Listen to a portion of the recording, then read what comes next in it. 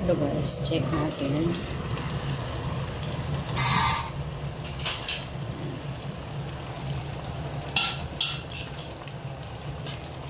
Okay na siguro to.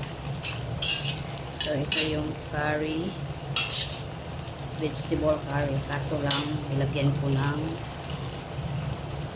ito, nilagyan ko nitong prawn, ano tawag dito, hipon prawn.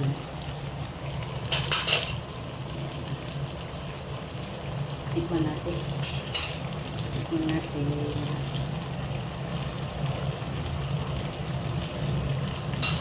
Okay na yan.